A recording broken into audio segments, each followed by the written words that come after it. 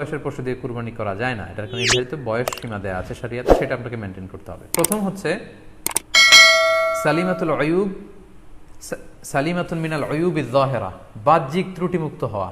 যে কোনো পশু দিয়ে কিন্তু, অসুস্থ পশু দিয়ে কুরবানি করলে কিন্তু কুরবানি হবে না। এক্ষেত্রে আমরা সুনানে নাসাইর একটি হাদিস উল্লেখ করব। হাদিসটি সহিহ, বারা ইবনে আযিব রাদিয়াল্লাহু তাআলা আনহু বর্ণনা করেছেন। আল্লাহ রাসূল সাল্লাল্লাহু আলাইহি ওয়াসাল্লাম বলেছেন, লা ইয়াজুজু মিনাদ দাহায়া আল আওরাউল বাইয়িনু আওরুহা, এমন পশু দিয়ে কুরবানি হবে না যে এই পশুটা সুস্পষ্টভাবে অন্ধ। অন্ধ কানা কোনো পশু দিয়ে কুরবানি হবে না। ওয়াল আরজাউল বাইয়িনু আরাজুহা, খোড়া, কুরবানি যেখানে করা হবে ওই জায়গা পর্যন্ত হেঁটে যেতে পারছে না, মাঠ থেকে বাড়িতে আনা যাচ্ছে না, এরকম খোড়া প্রাণী দিয়ে কুরবানি করা যাবে না। ওয়াল মারিদাতুল বাইয়িনু মারাদুহা, খুব বেশি অসুস্থ, খুবই দুর্বল অসুস্থ প্রাণী দিয়ে কুরবানি করা যাবে না। ওয়াল আজফা উল্লাতি লা তুনকি, এবং এমন বয়স্ক বৃদ্ধ প্রাণী যে অতি বয়সের ভারে এটা নুজ্জ হয়ে গিয়েছে এবং এর হাড্ডির ভেতরে যে মজ্জা শুকিয়ে গিয়েছে, এরকম প্রাণী দিয়েও কিন্তু কুরবানি করা যাবে না। তাহলে সুনানে নাসাইয়ের এই সহিহ হাদিসটির মধ্য দিয়ে আমরা বুঝতে পারলাম যে অন্ধ প্রাণী দিয়ে কুরবানি করা যায় না, খোড়া প্রাণী দিয়ে করা যায় না, খুবই দুর্বল প্রাণী দিয়ে এবং খুব বয়স হয়েছে এরকম প্রাণী দিয়ে কিন্তু কুরবানি করা যাবে না। তারপর আমরা সুনানে তিরমিজির আরেকটি হাদিস এখানে উল্লেখ করব। এই হাদিসটিও হাসান পর্যায়ের হাদিস। বর্ণনাকারী হচ্ছেন আলী রাদিয়াল্লাহু তাআলা আনহু। তিনি বলেন, নাহা রাসূলুল্লাহ সাল্লাল্লাহু আলাইহি সাল্লাম আইয়ুদহা বিআ'দাবিল করনি ওয়াল উযুন, অর্থাৎ আল্লাহ রাসূল সাল্লাল্লাহু আলাইহি ওয়াসাল্লাম শিং ভাঙা এবং কান কাটা এরকম প্রাণী দিয়ে কুরবানি করতে নিষেধ করেছেন। অর্থাৎ ব্রোকেন হর্নস অ্যান্ড ইয়ার্স, কোনো পশুর যদি শিং দুটো ভাঙা থাকে অথবা কান কাটা থাকে এরকম প্রাণী দিয়ে কুরবানি করলে কুরবানি আদায় হবে না। পশুর কানের ব্যাপারে আরও সুস্পষ্ট হাদিস এসেছে সুনানে তিরমিজিতে, এটিও হাসান পর্যায়ের হাদিস।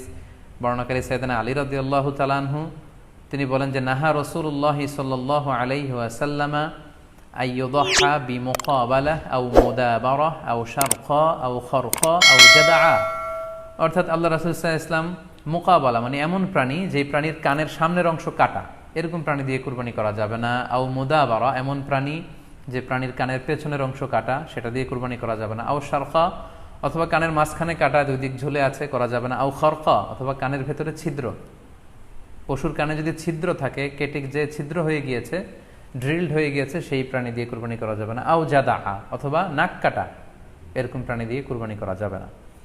তাহলে আল্লাহ রাসূল সাল্লাল্লাহু আলাইহি ওয়াসাল্লামের ভাষ্যমতে এই প্রাণীগুলো দিয়ে কুরবানি করা যাবে না। ফলে আপনি অনলাইনে যদি পশু ক্রয় করতে চান, আপনার যে পশুটা ক্রয় করবেন এটা বাহ্যিকভাবে সুস্থ আছে কিনা, অঙ্গ প্রত্যঙ্গের বিস্তারিত বর্ণনা ভিডিওতে আপনাকে ক্রস চেক করে এবং বাড়িতে আনার পরে সেটাকে দেখে এই পারচেজটা আপনাকে নিশ্চিত করতে হবে। 2 নাম্বার খেয়াল রাখবার বিষয় হচ্ছে পশুর বয়স। কুরবানির পশুর একটা নির্ধারিত বয়স সীমা আছে। সেক্ষেত্রে উটের জন্য 5 বছর হওয়া লাগবে কমপক্ষে, গরু বা মহিষের ক্ষেত্রে কমপক্ষে 2 বছর হতে হবে এবং ছাগলের ক্ষেত্রে কমপক্ষে 1 বছর হতে হবে। আবার বলছি, উট 5 বছর, গরু 2 বছর এবং ছাগল 1 বছর। তবে মেষ বা ভেড়া, দুম্বা এগুলো যদি 6 মাসের হয়, দেখতে যদি মোটা সোটা হয়, 1 বছরের মতো মনে হয়, তাহলে সেগুলো দিয়েও কুরবানি করা যাবে। সেক্ষেত্রে পশুর যে দাঁত আছে, নিচের পাটের যে পশুর দাঁত, এই দাঁতগুলোর পাশে 2টা ধারালো দাঁত থাকে, এগুলো উঠেছে কিনা এগুলো দেখে দেখে আপনারা পশুর বয়সকে নির্ণয় করতে পারবেন। তাহলে অনলাইনে ক্রয়ের ক্ষেত্রে আমাদের উত্তর হচ্ছে যে অনলাইনে আপনি পশু ক্রয় করতে পারবেন। সেক্ষেত্রে আপনাকে 2টি বিষয়ে খুব খেয়াল রাখতে হবে। এক হচ্ছে পশুর অঙ্গ প্রত্যঙ্গ ঠিক আছে কিনা, বাহ্যিকভাবে সব ধরনের ত্রুটিমুক্ত কিনা। 2 নম্বর হচ্ছে পশুর বয়স। এই 2টি জিনিস যদি আপনি এনশিওর করেন, আপনি অনলাইনে পশু ক্রয় করে সেটা দিয়ে কুরবানি করলে কুরবানি হয়ে যাবে ইনশাল্লাহ, কোনো সমস্যা নেই। আরও একটি প্রশ্ন আমাদের কাছে খুব বেশি এসেছে, সেটা হচ্ছে কুরবানি কি পুরো পরিবারের পক্ষ থেকে একজন দিতে হবে নাকি সামর্থ্যবান প্রত্যেকের দিতে হবে? আই রিপিট, আমি আবার বলছি, প্রশ্নটি হচ্ছে যে অনেকে এই প্রশ্নটি করেছেন যে পুরো পরিবার থেকে একজন দিলে হয়ে যায় নাকি সামর্থ্যবান প্রত্যেকের দিতে হয়। সম্মানিত দিনী ভাই এবং বোনেরা, এটি একটি মতবিরোধপূর্ণ মাসআলা, অর্থাৎ এই মাসআলার ক্ষেত্রে স্কলারদের মধ্যে মতভেদ পাওয়া যায়। এক্ষেত্রে 2টি মতামত। একদল স্কলার বলেছেন যে এটা পরিবারের পক্ষ থেকে একজন দিলে আদায় হয়ে যাবে। অপর মতামত হচ্ছে যে না, সামর্থ্যবান প্রত্যেকেরই দিতে হবে। আমরা 2টি মতামত নিয়ে আলোচনা করি। প্রথম মত হচ্ছে যে এক পরিবারের পক্ষ থেকে একজনই যথেষ্ট।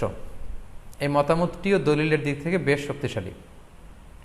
সেক্ষেত্রে আমরা মেহনাফ ইবনে সুলাইম রাদিয়াল্লাহু তাআলা আনহুর বর্ণিত একটি হাদিস সুনানে আবু দাউদে এসেছে, হাদিসটি হাসান পর্যায়ের হাদিস। তিনি বলছেন, ও নাহনু উকুফুন মা রাসূলিল্লাহ বিআরাফাতিন, আমরা রাসূল সাল্লাল্লাহু আলাইহি ওয়াসাল্লামের সাথে 9 জিলহজ আরাফার ময়দানে ছিলাম।